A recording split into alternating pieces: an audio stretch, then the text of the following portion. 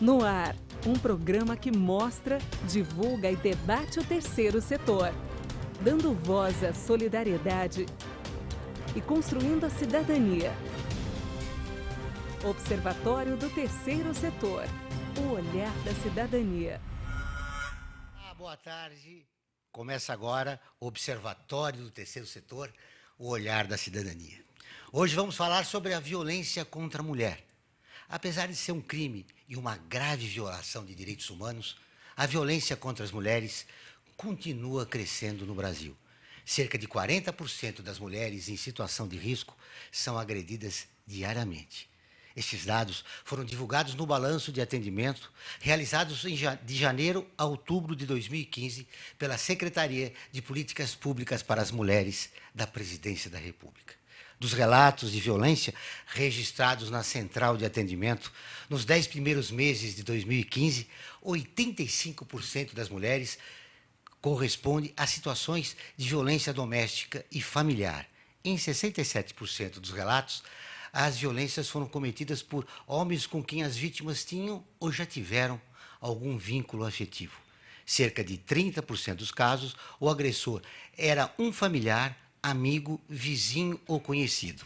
Para falar sobre esse assunto, eu trouxe no Observatório do Terceiro Setor de hoje a Maíra Zapater, que é coordenadora adjunta do Núcleo de Pesquisas do Instituto Brasileiro de Ciências Criminais. Ela é pesquisadora do Núcleo de Pesquisa sobre o Crime e a Pena da GV de São Paulo, a Fundação Getúlio Vargas. Maíra, boa tarde, muito prazer em revê-la. Boa tarde, Joel, agradeço o convite. Muito bom estar aqui na tarde de hoje, falando sobre o tema mais uma vez. Diante dessa situação horrível, o que nós podemos dizer para as mulheres brasileiras? Acho que a primeira coisa que a gente pode dizer é: estamos falando sobre o assunto. Tenho notado cada vez mais um interesse a respeito do tema. O tema está na pauta. Nos últimos 2 anos cresceu muito, tanto as pesquisas quanto as ações. Acho que desde a Lei Maria da Penha para cá, principalmente, Lei Maria da Penha que completa 10 anos esse ano, acho que algo começa a ser feito. É algo ainda muito enraizado na nossa cultura. Acho que são muitos passos a serem dados, mas o otimismo alguns passos já foram dados. Mas só falar do assunto não resolve, né? Com certeza não. Muito bem. Aqui ao meu lado também o Frank Valverde. Boa tarde, Joel. Tudo bem, Frank? Tudo bem. Nós vamos falar de cultura hoje e trazer as novidades do que acontece na nossa boas cidade. novidades. Muito bom. Nossa outra convidada é Mafuane Odara, psicóloga, mestre em Psicologia Social pela Universidade de São Paulo e responsável pela pauta da violência contra a mulher do Instituto Avon. Boa tarde, Mafuane. Tudo bem? Boa tarde, tudo ótimo. Obrigada pelo convite. O prazer é nosso de tê-la aqui. Mafuane, diante desses dados, é necessária uma mudança cultural. Como começar? Olha, eu acho que a Maíra trouxe o primeiro ponto, que é a gente falar sobre isso. Quanto mais a gente desnaturalizar a violência, melhor vai ser. Os dados da pesquisa que nós realizamos mostram que, quando a gente pergunta se mulheres sofreram alguma violência, 10% das universitárias, olhando especialmente para o espaço universitário, dizem que sim.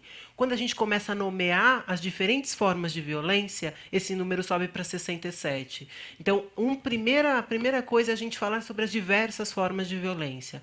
A segunda é a gente criar canais institucionais que, de fato, ajudem as mulheres a serem ouvidas, que a voz delas seja reconhecida e legitimada. Porque a gente tem, hoje, muitos espaços que, mesmo quando a mulher decide enfrentar o medo e denunciar a violência, ela sofre violências nos espaços de denúncia.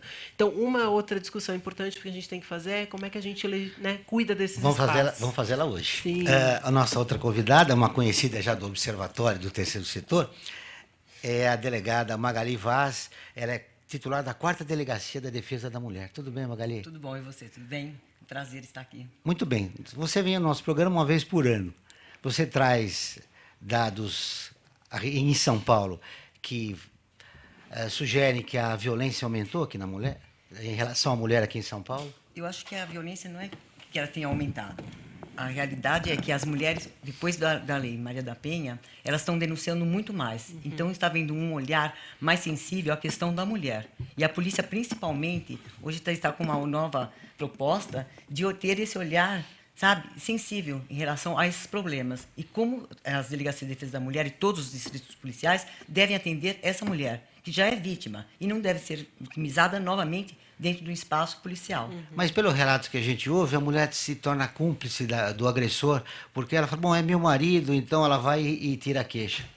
Tem muitos casos, Então, né? mas eu acho que tem que ser visto com uma forma muito mais vista de uma forma muito mais séria o tirar a queixa. Porque o que acontece? Essa mulher tem que quebrar o ciclo da violência. Na medida que a mulher não quebrar o ciclo da violência, ela não vai conseguir sair desse relacionamento, que é nefasto para ela. Então, ela precisa, por isso que nós temos todas as redes de apoio que tentam ajudá-la a sair, a quebrar esse ciclo. Em Mato Grosso, já foi criada uma casa da mulher para casos mais graves. Se pensa em fazer isso aqui em São Paulo? Já tem uma Já casa tem? que está sendo construída no Canindé. Então, tem todo esse... Vai estar a polícia, o Ministério Público, o Judiciário, Assistência Social e toda a rede de apoio para ajudar a auxiliar essa mulher. Isso é fundamental no apoio que as mulheres que sofrem agressões gravíssimas. Né? Sem dúvida. E é necessário essa rede de apoio. Muito bem, nós vamos para um intervalo e voltamos dentro de instantes.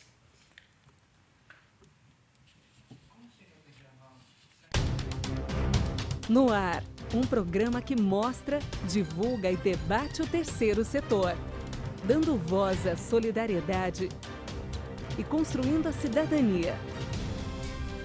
Observatório do Terceiro Setor, o olhar da cidadania.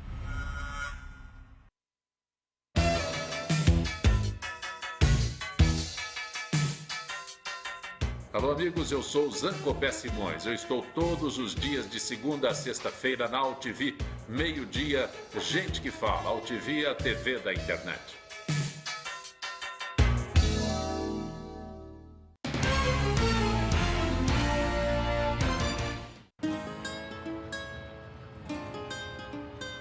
Todas as espécies da Mata Atlântica dependem da água para sobreviver. Infelizmente, nem todo rio está para peixe. A qualidade da maioria dos rios nunca foi tão ruim.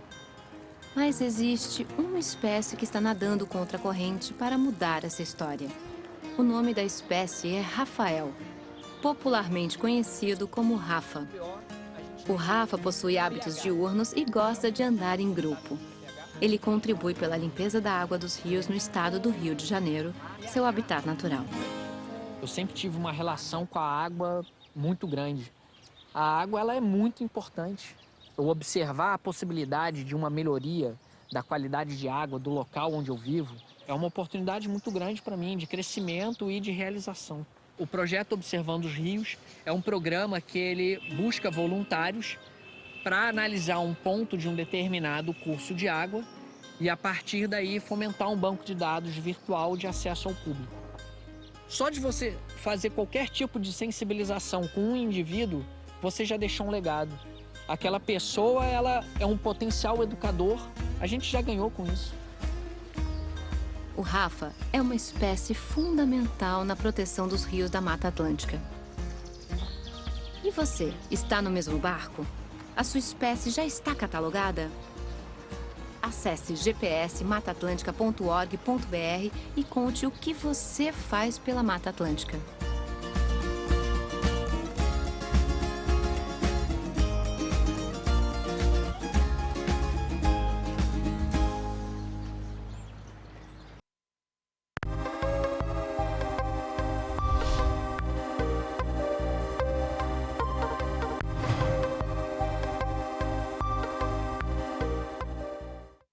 Oi, eu sou Letícia Spiller e quero convidar vocês a fortalecer o movimento que quer criar uma lei para acabar com o desmatamento no Brasil. Nossas florestas não podem mais ser destruídas. São elas que garantem a nossa qualidade de vida. Eu quero floresta em pé, água fresca, clima ameno e desmatamento zero. E você? Participe, assine a petição.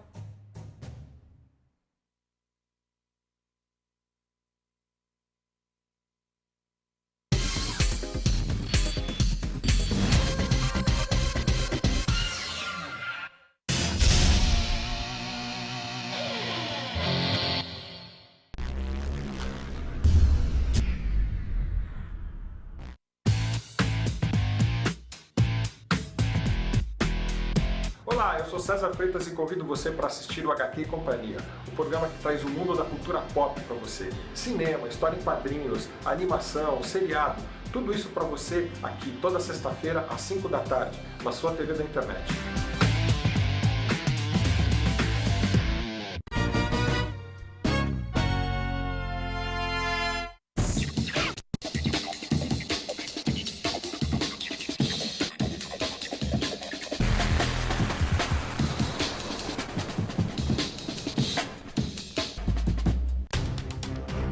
No ar, um programa que mostra, divulga e debate o terceiro setor, dando voz à solidariedade e construindo a cidadania. Observatório do Terceiro Setor, o olhar da cidadania. Estamos de volta com o Observatório do Terceiro Setor, o olhar da cidadania.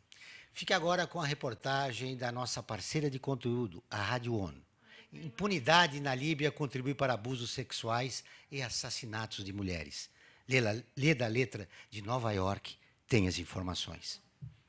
As Nações Unidas afirmaram esta quinta-feira que as violações generalizadas de direitos humanos na Líbia podem ser consideradas crimes de guerra. Um relatório lançado pelo Escritório de Direitos Humanos cita a piora dramática da situação dos líbios e traz detalhes de abusos cometidos desde o início de 2014. Segundo o alto comissário Zeid al-Hussein, integrantes de todos os lados do conflito, estatais ou não, são acusados de sérias violações, como execuções de pessoas mantidas em cativeiro. O relatório cita ataques indiscriminados em áreas residenciais, como em Trípoli e Benghazi, e tortura e tratamento desumano, especialmente em centros de detenção. O relatório destaca também desaparecimentos forçados cometidos por forças do Estado e por grupos armados. A violência contra as mulheres continua sendo uma realidade, já que várias ativistas líbias foram assassinadas. Segundo o Escritório de Direitos Humanos, essas ações parecem ter um objetivo mais amplo: enviar a mensagem de que as mulheres não podem ter voz na esfera pública. Uma mulher revelou ter sido raptada em Trípoli por integrantes de um grupo armado. Ela foi drogada e estuprada durante 6 meses e afirmou que meninas também foram sujeitas à violação sexual, sendo que entre as vítimas estavam garotas de apenas 11 anos. Defensores de direitos humanos e jornalistas também têm sido alvo de violações. Muitos foram assassinados, sequestrados ou sofreram ameaças. Também foram reportados casos de recrutamento de crianças por grupos ligados ao ISIL. Essas crianças foram forçadas ao treinamento militar e religioso e algumas sofreram abusos sexuais. O alto comissário da ONU para os Direitos Humanos declarou que o fato que chama atenção no relatório é a completa impunidade que continua prevalecendo na Líbia. Zeid al-Hussein explica que o sistema judiciário não consegue garantir justiça, uma vez que muitos juízes e promotores também foram assassinados ou raptados. Apesar dos desafios, o relatório recomenda ação urgente para que grupos armados parem de atuar na Líbia.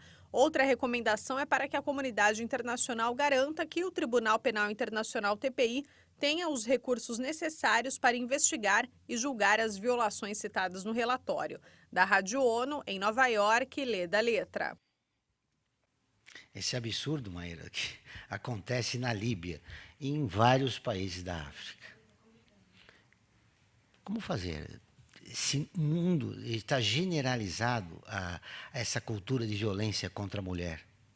Bom, acho que o que está generalizado, como a doutora Magali estava colocando antes, e como eu havia dito antes da gente iniciar, talvez seja a maior colocação do tema na arena de debates.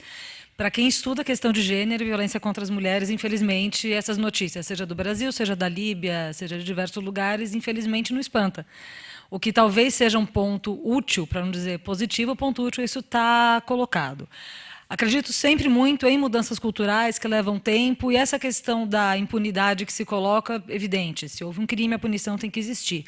Mas um ponto que eu tenho insistido já há bastante tempo é que a gente se apegar com tanto gosto à ideia de que o problema é combater a impunidade, a gente está esquecendo do passo anterior, que é evitar que o crime aconteça.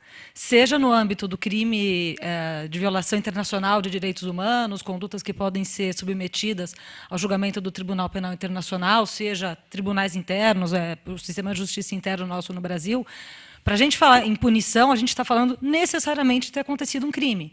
Então, a minha sensação é que tem uma insistência muito grande nessa questão de precisamos combater a impunidade? Não, a gente precisa combater a violência, a agressão. Uma vez que já aconteceu, a única solução que a gente tem é a intervenção do direito penal. Mas eu acho que está urgente a gente começar a pensar em como fazer com que essas violações não ocorram. Precisa mudar a realidade. E aí a gente sabe que a Lei Maria da Penha, Manfone, comemora este ano 10 anos. Isso Os resultados mesmo. são expressivos, mas a gente continua as agressões contra as mulheres. Sim, elas continuam. Eu acho que a doutora colocou bem de que a gente tem falado mais, as mulheres têm denunciado mais e a gente tem visto menos a impunidade passar em branco, né? Então, as mulheres têm falado isso em todos os espaços, porque o assédio acontece em todos os momentos. A gente tem falado mais sobre isso. Então, de fato, a gente não tem nada para comemorar olhando para os 10 anos da Lei Maria da Penha. A gente tem muito o que refletir. Se a gente for pensar em relação, só pegando um dado sobre a Lei Maria da Penha, que coloca as varas específicas para que a gente tenha uma sensibilidade importante quando você vai denunciar, a gente está falando de aproximadamente 100 no Brasil inteiro. Se nós temos 5.700 municípios, a gente está longe de ter um lugar específico que olhe com mais cuidado para essa questão, né? Então, você está dizendo que não tem sido fácil conscientizar a mulher a respeito das agressões?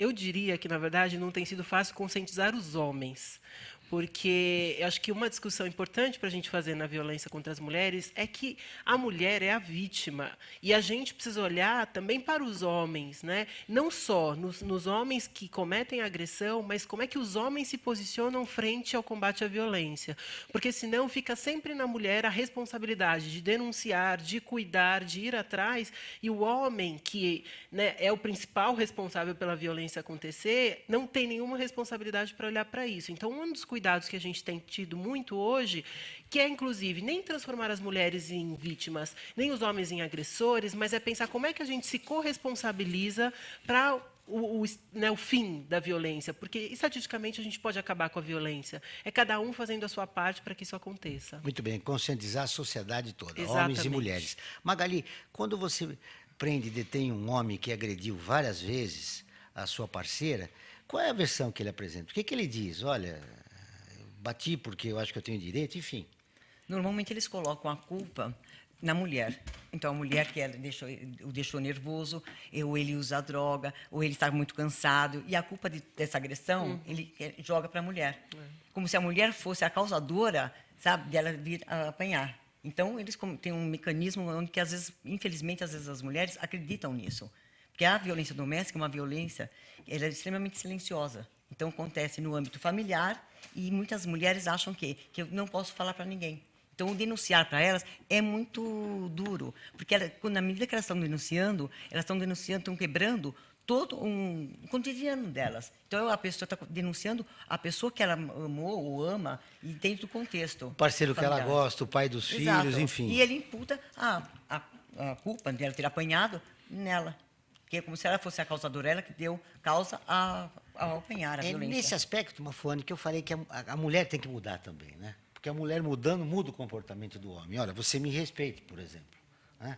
Se ela tem essa atitude subserviente, as coisas vão continuar. Acho que políticas públicas resolvem quando a mulher muda de atitude. Eu acho que sim, mas eu acho que a gente precisa ter políticas públicas que deem voz para as mulheres. Porque qual é o problema? Quando a gente cria uma política e aí essa mulher usa um serviço para ir denunciar, ela precisa ser ouvida de verdade. Porque o que acontece muitas vezes é que ela chega no serviço e ela é desconsiderada. E isso é muito complicado. Mas, assim, como é que aconteceu? Foi assim mesmo? Você tem certeza que você quer denunciar? Mas eu acho que é melhor você resolver isso dentro de casa. Então, tem também um cuidado para a gente não proteger a violência, porque é isso que está acontecendo. A gente legitima uma violência e aí a gente mantém esse ciclo. Então, acho que esse é o cuidado para a gente olhar para esse tema, né? A gente está agora falando da violência em relação à mulher no âmbito familiar. Mas eu estou vendo aqui um dado, 79% das jovens brasileiras já foram assediadas ou receberam cantadas ofensivas. A pesquisa do Instituto Avon e do Data Popular, que também revela que 60% dos jovens com vida sexual ativa não usam preservativo em todas as relações sexuais. Nós, em 2014, fizemos uma pesquisa com os jovens para olhar como é que é esse comportamento e qual é a relação que eles veem com a violência, né? Muito olhando para o cyberbullying, né? Então, esses jovens que estão na internet. E aí, o que a gente percebeu é isso, né? A gente reproduz um ciclo de violência. A gente naturalizou algumas violências e a gente deixa de perceber.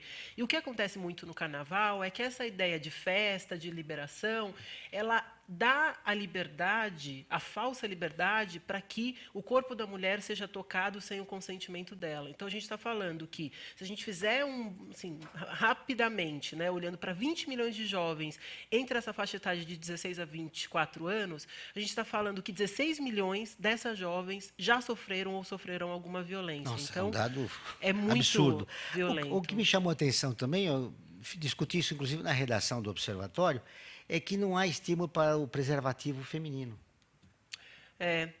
Não há estímulo à discussão da sexualidade feminina, né? Então, de novo, né? Acho que a Maíra falou bem. Tem um problema que é anterior, né? Então, a gente tem uma dificuldade de falar sobre sexo com as mulheres, o que para os homens é muito natural. Masturbação faz parte desde a adolescência e para as mulheres é sempre mais difícil. Então, essa discussão do preservativo, ela ainda tem um caminho para ser avançado, né? Esses dados, Maíra, mostram que a gente imaginava que a mudança viria pela jovem, que tem acesso à informação, às campanhas públicas, à internet, mas ela continua reproduzindo, né, uma educação conservadora.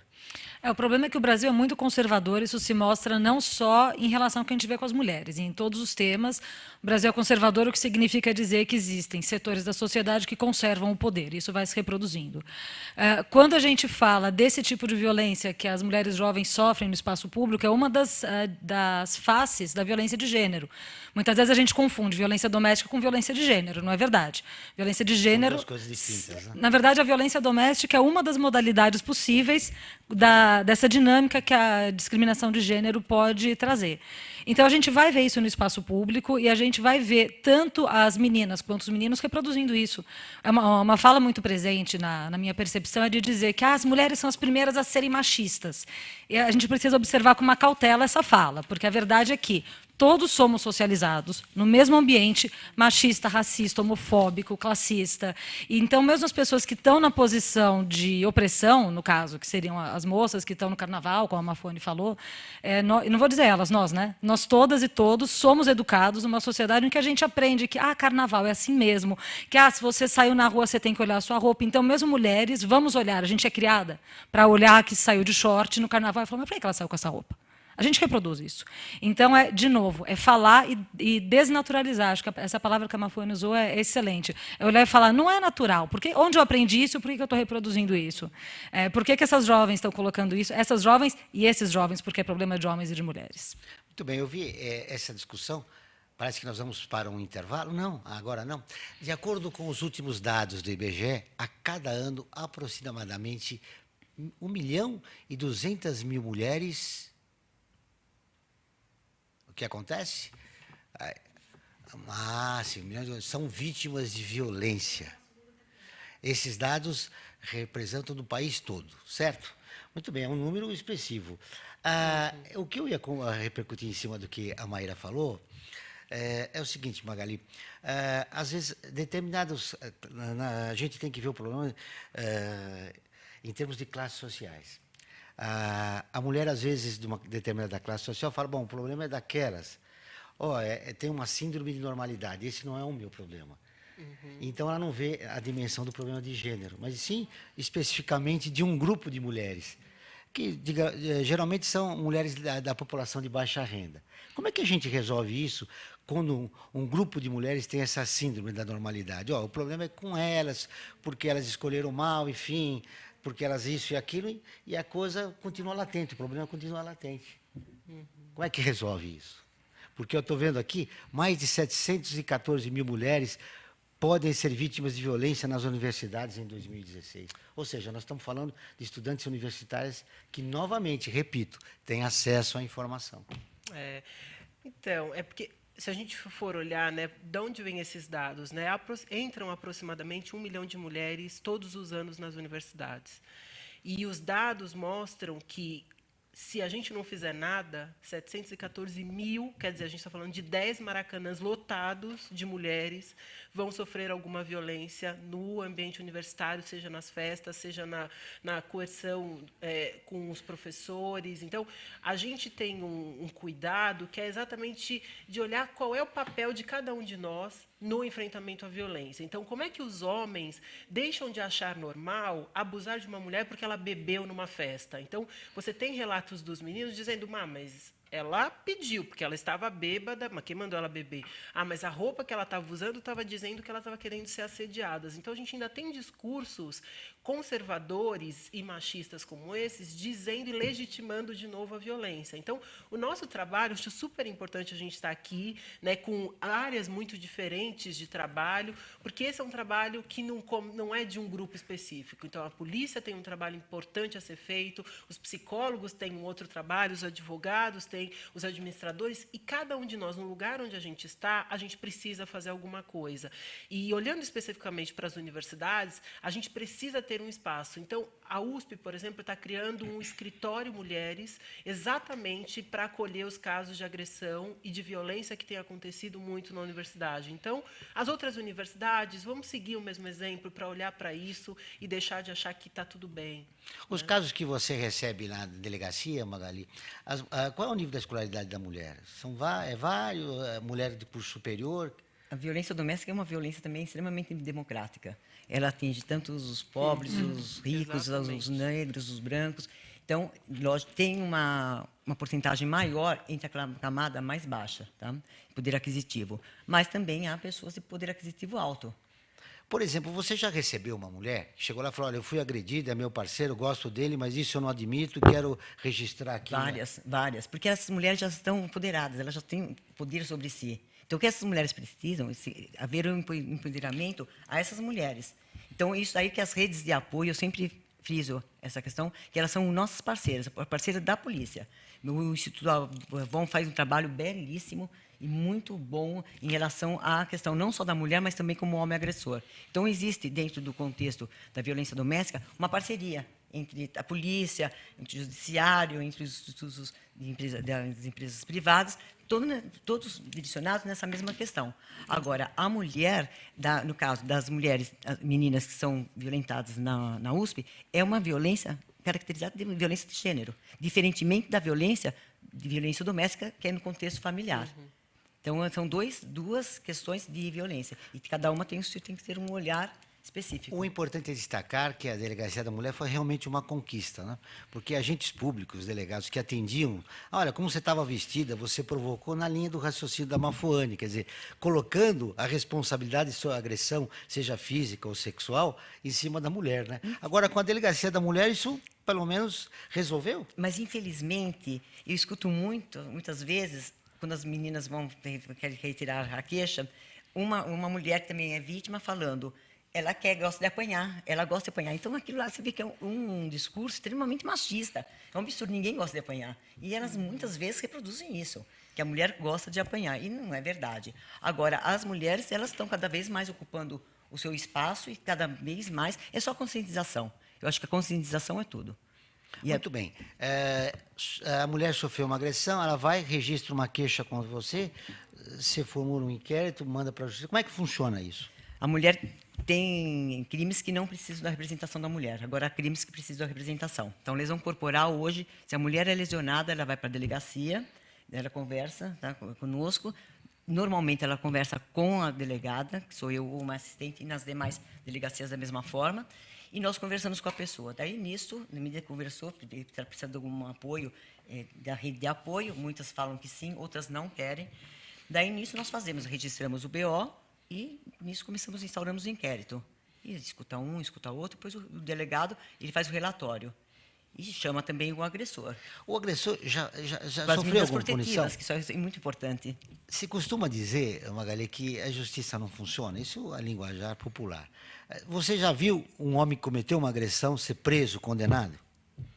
Você recebeu ele aqui, você falou, eu vi ele está preso lá, cumprindo lá na penitenciária de São Paulo, aí, ou nas delegacias que existem. Quando ele é preso preventivamente, ele só é liberado na medida que quando sai o julgamento. Mas isso acontece? Acontece. Você já viu o homem ser julgado por agredir uma mulher e cumprir pena? O que está acontecendo hoje em dia? A maioria das delegadas, nós fazemos o flagrante e dentro do próprio flagrante nós representamos para a prisão preventiva. Então, isso aí deixa, porque é um crime afiançável ainda.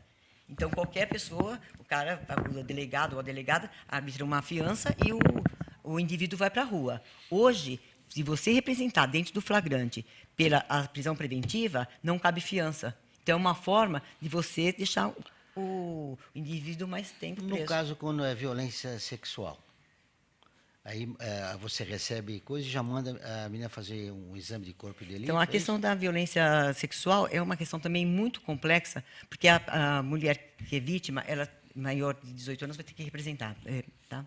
E nisso a mulher ela tem que chegar, ela é muito vitimizada, na medida que primeiro ela chega para o delegado, primeiro ela fala para os parentes, depois ela fala para o delegado, daí ela vai para o hospital, no IML, fala no hospital, depois então ela fica reproduzindo muitas vezes aquela violência. Toda vez que ela vai falando, aquilo lá vai, sabe, machucando muito ela.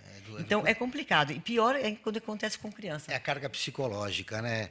Eu me lembro, viu, Maíra, que agora o Congresso Nacional votou uma lei que impede, né, que o pessoal da área de saúde dê informações, a pílula do dia seguinte. Eu sei, houve um pequeno retrocesso, né, no ano passado. Pequeno, não sei, acho que grande, né, mas... Está em votação esse projeto, o projeto 5069 de 2013, e ele restringe as possibilidades de acesso de mulheres vítimas de violência sexual à chamada profilaxia de emergência, que seria o acesso não só à pílula do dia seguinte, as pessoas ficam muito apegadas à questão do aborto legal, né? Esse projeto ele remete muito a isso, porque uma das únicas possibilidades legais de uma mulher interromper uma gestação aqui no Brasil é quando ela engravida em decorrência de um estupro.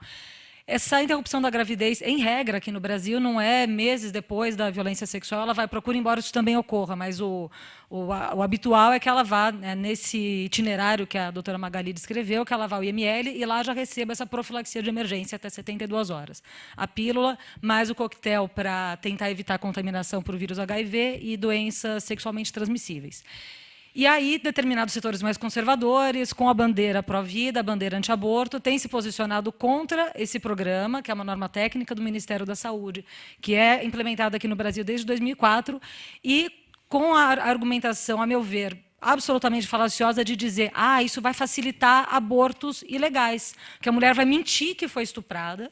É isso que a doutora Magali está colocando. É como se fosse algo absolutamente banal, uma mulher chegar numa delegacia de polícia, no ML, e mentir um estupro só para fazer um aborto, como se fossem duas coisas muito simples do dia a dia. E o que esse projeto pretende fazer é que a mulher ela precise necessariamente passar pela delegacia antes do hospital, que hoje não é exigido. Porque não é obrigatório o boletim de ocorrência para fazer essa interrupção da gravidez no caso de violência sexual, porque o crime de estupro ele depende da vontade da vítima para acontecer. No caso de São Paulo, até tem uma delegada que pode atendê-la, mas em outros estados que não tem delegacia da mulher... Não, e mais do que isso, Joel... não tem sensibilidade. Ainda que tenha sensibilidade, a gente está falando... Quando a gente trabalha com vítima de violência sexual, você está falando de uma pessoa que passou por um crime extremamente traumático e você está exigindo dela que, antes dela pensar em tomar um banho, trocar de roupa, em ser atendida por um médico, ela está machucada muitas vezes, fala, não, primeiro você vai numa delegacia. Delegacia é o tipo de lugar, a gente que trabalha com o sistema de justiça criminal, a gente sabe que, mesmo para nós que somos habituados, é um ambiente difícil. É constrangedor. Ninguém vai numa delegacia porque está tudo bem. Claro. Né? Então, você exigir de que uma pessoa vá primeiro a uma delegacia antes do hospital, para não mencionar a questão que você impede também o acesso à profilaxia contra HIV e contra a doença sexualmente transmissível. Então, esse projeto é mais do que um retrocesso. É inominável tanto de direitos que vão ser violados se esse projeto passar. Eu gostaria só de fazer uma parte.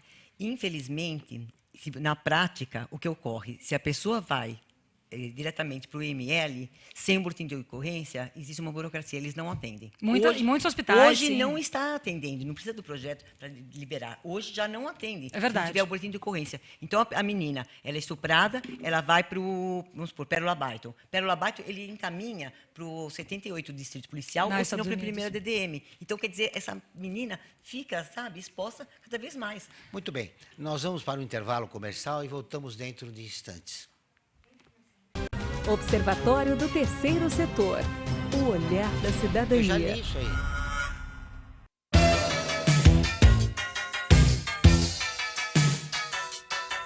Alô, amigos, eu sou Zancopé Simões. Eu estou todos os dias de segunda a sexta-feira na UTV, meio-dia, Gente que Fala. UTV é a TV da internet.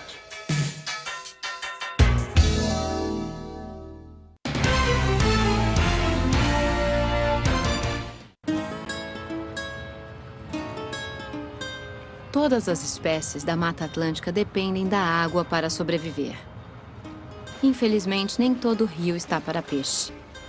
A qualidade da maioria dos rios nunca foi tão ruim. Mas existe uma espécie que está nadando contra a corrente para mudar essa história. O nome da espécie é Rafael, popularmente conhecido como Rafa. O Rafa possui hábitos diurnos e gosta de andar em grupo. Ele contribui pela limpeza da água dos rios no estado do Rio de Janeiro, seu habitat natural. Eu sempre tive uma relação com a água muito grande. A água ela é muito importante. Eu observar a possibilidade de uma melhoria da qualidade de água do local onde eu vivo é uma oportunidade muito grande para mim de crescimento e de realização. O projeto Observando os Rios é um programa que ele busca voluntários para analisar um ponto de um determinado curso de água e, a partir daí, fomentar um banco de dados virtual de acesso ao público. Só de você fazer qualquer tipo de sensibilização com um indivíduo, você já deixou um legado. Aquela pessoa, ela é um potencial educador, a gente já ganhou com isso. O Rafa é uma espécie fundamental na proteção dos rios da Mata Atlântica. E você, está no mesmo barco? A sua espécie já está catalogada? Acesse gpsmataatlântica.org.br e conte o que você faz pela Mata Atlântica.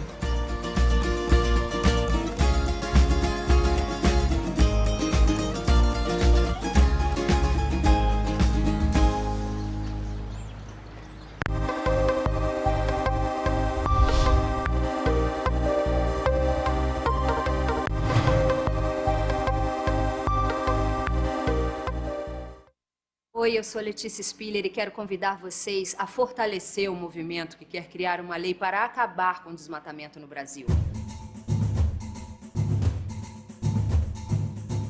Nossas florestas não podem mais ser destruídas. São elas que garantem a nossa qualidade de vida. Eu quero floresta em pé, água fresca, clima ameno e desmatamento zero. E você? Participe, assine a petição.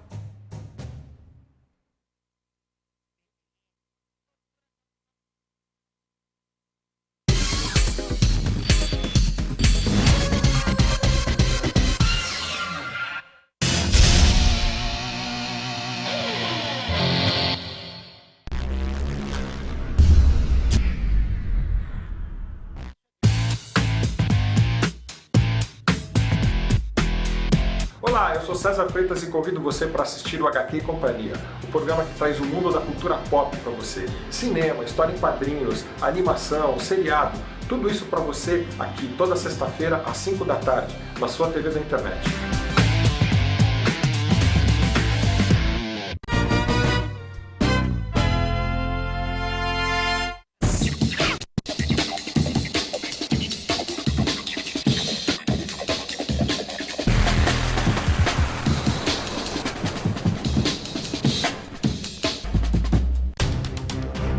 No ar, um programa que mostra, divulga e debate o terceiro setor, dando voz à solidariedade e construindo a cidadania. Observatório do Terceiro Setor, o olhar da cidadania. Voltamos com o Observatório do Terceiro Setor, o olhar da cidadania. De acordo com os últimos dados do IBGE, a cada ano, aproximadamente 1.200.000 mulheres são vítimas de violência no Brasil. Dessas, cerca de 500 mil sofrem estupro, segundo estimativas do Instituto de Pesquisas Econômicas Aplicadas, o IPEA, mas somente 52 mil denunciam a polícia. Outro dado que chama atenção é que 48% das mulheres agredidas sofrem violência dentro da própria casa. Muito bem. Diante dessa realidade, o Observatório do Terceiro Setor soltou uma pesquisa que dedica às mulheres a atenção que elas merecem. A pesquisa é Eu Me Importo. E você? Se importa? Esta pesquisa que nós estamos fazendo, esta campanha que nós estamos fazendo, já atingiu mais de 1 milhão de pessoas. Olha que interessante, Mafone. O Observatório já pergunta para as pessoas no nosso Facebook: eu me importo na violência contra as mulheres. E você? Exigindo que homens e mulheres se posicionem diante desse tema tão importante. Nossa, isso é muito legal. As campanhas, elas têm um poder de chamar as pessoas para a ação. Eu acho isso muito bacana e ela é muito importante exatamente para cada um encontrar a sua forma de transformar essa realidade. Maíra, você no início do programa falou que é importante a informação para a gente mudar a realidade. Campanhas como essas ajudam. Eu sou muito fã de campanhas, Joel. Sempre que tenho oportunidade de fala, eu falo em campanhas, muito embora, por vezes, seja uma opinião que é lida como algo que, então, você acha que tem que dar um tratamento muito pouco severo, campanha não adianta nada. Aí o que eu coloco na sequência é o seguinte: se campanha não adianta nada, é porque a gente proibiu campanha para cigarro. Campanha convence. Hitler fez o nazismo em cima de campanha. Então, se a gente consegue convencer pessoas a terem comportamentos que hoje são vistos como não desejáveis, por que não fazer o inverso? Eu acho que campanha claro, não exclusivamente, mas é um ponto que seria importante para fazer as pessoas verem a realidade de uma outra forma e partirem para a ação, como a Mafone bem colocou. Eu queria só completar isso, porque eu acho que a campanha ela tem um poder de trazer para algo que pode ser divertido. Porque ninguém gosta de campanha chata. Né? Então, as campanhas que convencem são aquelas que trazem para outras sensações. Então, é bacana pensar nas campanhas de forma que elas sejam divertidas, porque dá para falar de coisa séria sendo legal, né? Sendo cool. Com certeza. É verdade. Isso que eu ia perguntar para vocês. Uma foto, né? Um registro de uma mulher agredida, machucada, ou uma coisa leve, o que funciona mais?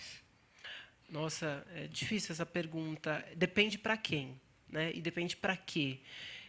Sempre tem que ser segmentada a campanha. Né? Exato. E não só segmentado, mas também o que a gente está querendo. Né? Porque eu acho que tem campanhas de denúncia e tem campanhas de conscientização. Então, o objetivo da campanha é que vai definir qual é o tipo de linguagem e para que a gente quer. Né?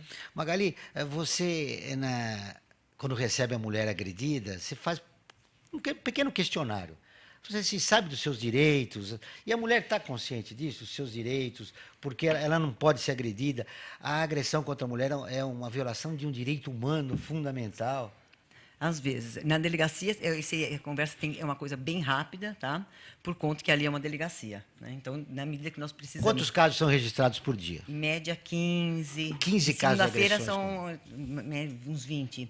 Tá?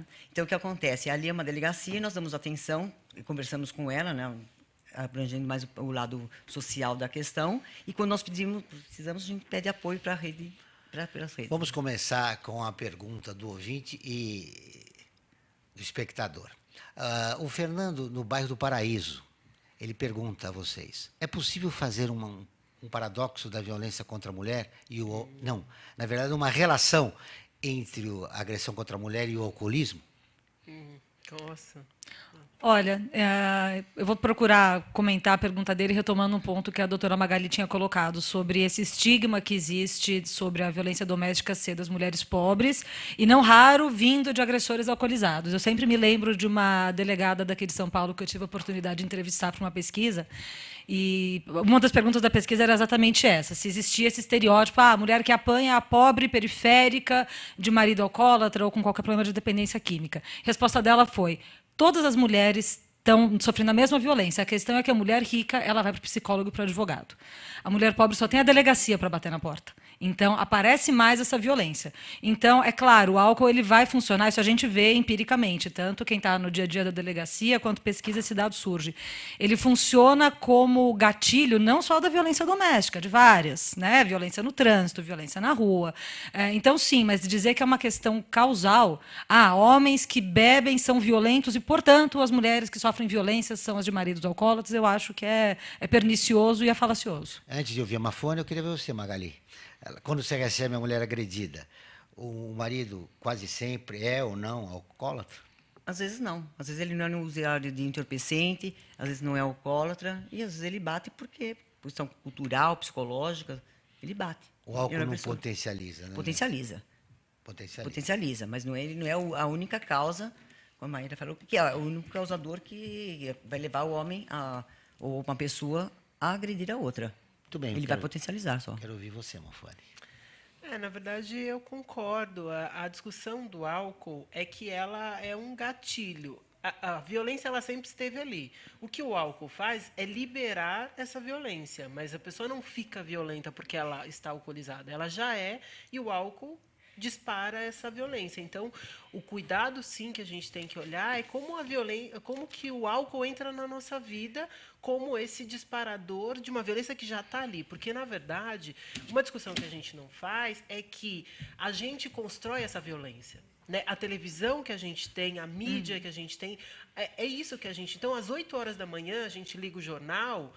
7 das 8 matérias que a gente vê são sobre violência. Então, essa violência ela também é construída, e ela é construída desde muito cedo. Então, acho que é legal o que a Maíra trouxe, porque é importante a gente educar nossas crianças, muitas vezes reeducar os nossos jovens para a gente não ter que punir os homens. Então, esse processo ele é um processo de todas as gerações. Né? Mais do que o álcool, a cultura da violência é responsável pelas agressões. Muito bem. O Ladislau Cardoso, da Freguesia do Or. Os movimentos de defesa e a proteção oficial e organizados contemplam o futuro dos filhos, sabendo que a violência acontece principalmente nas classes menos favorecidas? Na verdade, acho que a doutora Magali falou a importância sobre a rede de proteção social. O meu trabalho termina quando começa o seu termina quando começa o da doutora e assim por diante. Cada um de nós tem uma responsabilidade, um papel na sociedade para a gente combater essa violência. Então, o cuidado que a gente precisa ter é na comunicação. Como que a gente se comunica melhor para garantir que cada um está fazendo o melhor da sua parte? Não dá para você esperar que as empresas façam o que é papel do Estado, e não dá para esperar que o Estado faça o que é papel das organizações. É esse conjunto que pensa o desenvolvimento do país.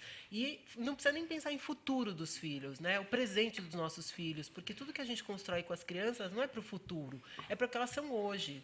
Né? Então, essa discussão ela é fundamental. É o diálogo, a conversa, é a troca do que a gente vai fazer. Né? É a organização da sociedade civil fundamentada nos direitos humanos. Né? Maíra, eu quero te ouvir a respeito dessa pergunta. Olha, Ladislau. Na linha do que a Mafone falou, cada um dos setores da rede de atendimento vai ter esse papel. Insisto que eu não gosto muito dessa ideia da gente pensar que violência doméstica só atinge classes menos favorecidas. Isso, inclusive, invisibiliza violências que acontecem nas classes altas, entre universitários. Quando a gente vai pesquisar, por exemplo, os poucos grupos de agressores, para tratamento de agressores que a gente tem em São Paulo, é impressionante a gente ver pessoas de classes altas, extremamente educadas, com títulos de doutorado e que praticam e sofrem violência doméstica dentro de casa. Então, eu acho extremamente necessário tirar esse estigma de que é uma questão das classes mais pobres. Não é verdade. É uma questão da sociedade. É da sociedade. E quem vai ver essa questão não do futuro, mas do presente dos filhos, é rede de atendimento, é fortalecimento do apoio psicológico que está junto às EDMs, assistência social e outros órgãos dessa natureza. Muito bem. Muito obrigado ao Fernando, ao Ladislau. E agora uma pergunta para a doutora Magali. As mulheres retiram as queixas contra o agressor? Há um número que você já expressivo de mulheres que retiram. Vão lá e falam, é meu marido e tal. Isso eu já ouvi. Sim. Né? Tanto eu falava com vocês isso antes do programa, né? Sim, muitas retiram. Mas elas retiram não é porque elas gostam de apanhar. Porque muitas mulheres falam, ou muitas pessoas falam, elas gostam de apanhar, não é isso. Elas retiram porque ela está denunciando a pessoa que ela tem, que ela vive com ele, e é muito difícil esse denunciar. Então, elas retiram pelo fato que elas não têm o quê? Empoderamento da vida delas. E, ao mesmo tempo, elas não sabem como quebrar o ciclo da violência. E, mais uma vez, sendo repetitiva, a rede de apoio é fundamental. Muito bem, agora falando em cultura com o jornalista Franco Valverde, que está assistindo essa discussão aqui. Aliás, uma bela discussão. Acho que é importantíssimo educar os jovens para mudar essa realidade do Brasil. Né? Eu me sinto assim impotente, porque nós homens, quando vemos as mulheres discutindo e o nível de agressões, eu falo, o que nós temos que mudar, Frank? Então, essa é uma coisa que eu estava ouvindo todo mundo a falar aqui nessa mesa, e eu lembrei de uma coisa. Eu não sou agressor, eu respeito minha mulher. Por quê? O meu pai respeitou sempre minha mãe. Em casa, o exemplo que eu tive é esse, de respeito. Então, acho que muito também, não sei, às vezes passa pela questão da educação. Os meus filhos são educados também para respeitar as mulheres. Né? Então, acho que isso é uma coisa que nós temos que reeducar toda a sociedade para que seja respeitado todo ser humano, seja ele mulher, homem, velho, idoso, enfim. Eu concordo com você, mas hoje a sociedade, hoje a mulher vive sozinha e cria o seu próprio filho. E pode ter um parceiro eventual ou não. Realmente, nós precisamos de uma mudança generalizada na sociedade. Sem dúvida. Quais são as novidades da cultura que nós temos essa aqui, semana? Como novidade essa semana, a Ocupação Person. Ocupação Person está acontecendo no Instituto Cultural Itaú.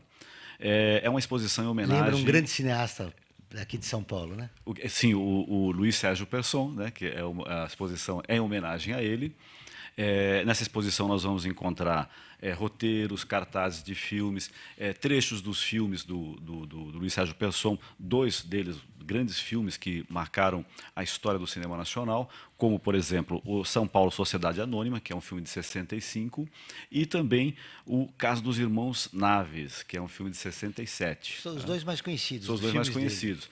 E você vê, o Person fez esses 2 filmes que marcaram a história do cinema brasileiro dos anos 60, e ele só durou 39 anos. Né? Este ano aqui completa 40 anos de morte do Person. Talvez até esse é um dos motivos dessa homenagem ao Luiz Sérgio Person.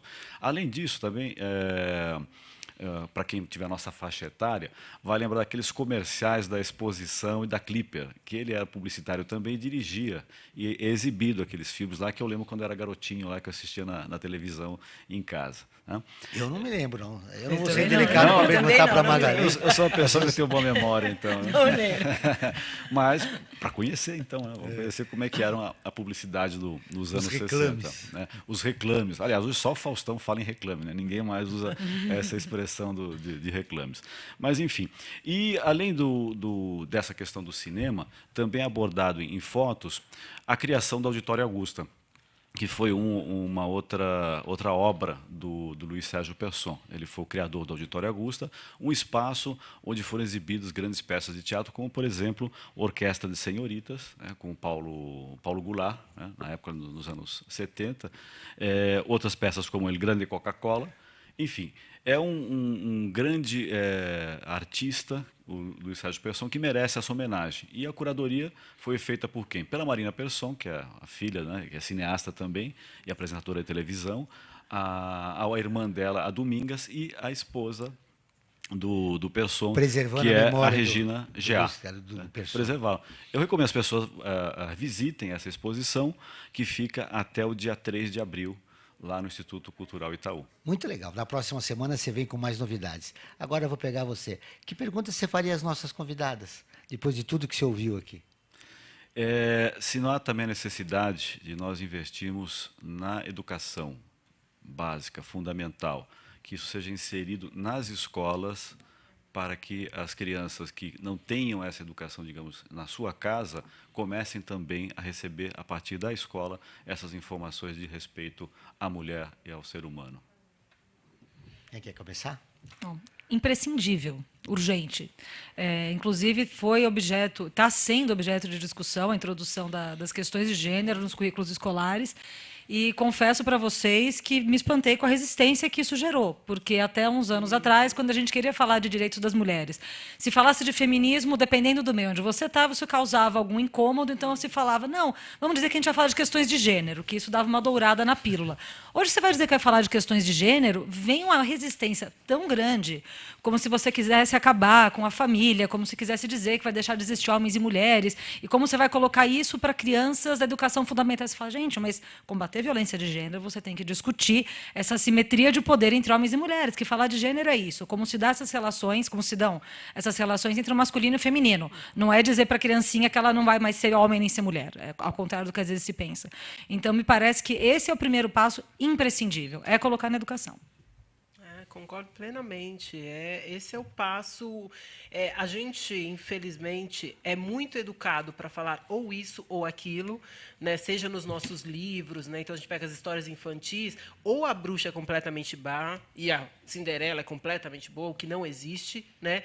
E o E é muito pouco usado. é isso e aquilo. Então, sim, a educação ela é fundamental para pensar a transformação do país. E é essa educação, sim, de gênero. E, de fato, a gente tem uma resistência, porque aí entra uma discussão religiosa, né, que entra a discussão de família. E não é disso que a gente está falando. A gente está falando de construir uma sociedade mais igualitária. Para ela ser igualitária, a gente precisa falar sobre as diferenças, sobre as desigualdades, que estão aí desde muito sempre. Né? Então, as crianças, desde pequenas, eu tenho um bebê de 2 anos, ele já sabe diferenciar o que são brinquedos de meninos e meninas. E não foi isso que eu ensinei. Então, essa educação ela começa muito antes. É esse cuidado que a gente precisa ter para quebrar os nossos estereótipos e garantir que a gente possa ser quem a gente quiser. É a influência da escola e principalmente da televisão, né? Ah, com certeza. E é interessante também que as pré-escolas elas estão incentivando no sentido das crianças trabalharem com as diferenças. Eu acho que é muito importante a criança saber que existem as diferenças. E tem que ser, sabe? E está tudo bem. E tem que ser, né? Passou rápido o programa. Nós temos mais só 5 minutos para fechar. Eu gostaria de fechar. Nós começamos a falar da mulher, o observatório vai tocar nos assuntos das mulheres durante todo o mês. Vamos trazer aqui advogadas, profissionais liberais, médicas, filósofos, para discutir. E que esse é o compromisso nosso de colocar esse problema, até pela nossa campanha que nós estamos lançando hoje, né, a respeito da violência contra a mulher. Então, a gente pode terminar um primeiro programa de uma esperança. Você é esperançosa, Maíra? Com certeza. Eu acho que hoje a gente já se fala muito mais no assunto do que 10 anos atrás. Hoje se tem programações um mês inteiro em uma instituição como o Observatório falando do assunto. Então, acho que a gente tem que observar os avanços, porque senão é muito frustrante só ver o que ainda tem de coisa para fazer. Lembrando, se você quiser ouvir a opinião da Maíra com mais profundidade, ela é colunista do Observatório do Terceiro Setor e todo mês ela tem um texto novo lá para você, homem ou mulher, refletir sobre o tema de direitos humanos, né? Suas considerações finais. Muito obrigado pela sua presença. Você é esperançosa? Nossa, com certeza. No Instituto, a gente tem um fundo Fale Sem Medo, né, que é exatamente para apoiar projetos de organizações que querem enfrentar a violência. E quanto mais a gente falar sobre isso, mais a gente apoiar isso, com certeza os nossos filhos, os nossos netos terão um futuro melhor. É para isso que a gente está aqui, né? Essa é a escolha de vida que a gente faz. Então, com certeza, eu sou esperançosa. Eu acho que o caminho é cada vez mais se conscientizar sobre o seu papel para mudar o mundo. Magali, você tem esperança de que o número das 15 mulheres que diariamente vão denunciar agressões contra si própria diminua rapidamente? Rapidamente não sei, mas eu espero que diminua. E também, em questão da esperança, eu acho que é muito interessante falar que há 20 anos atrás, há 10 anos atrás, existiam muito poucas mulheres dentro da polícia, da Polícia Civil.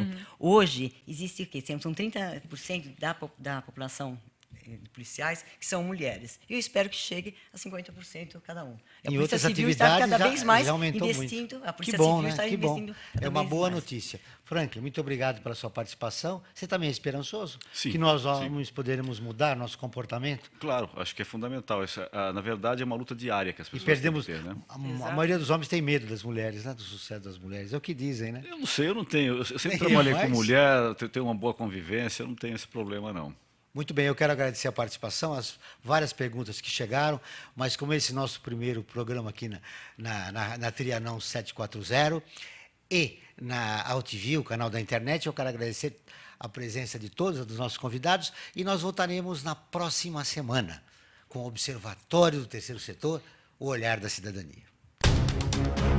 No ar, um programa que mostra, divulga e debate o terceiro setor, dando voz à solidariedade e construindo a cidadania. Observatório do Terceiro Setor, o olhar da cidadania.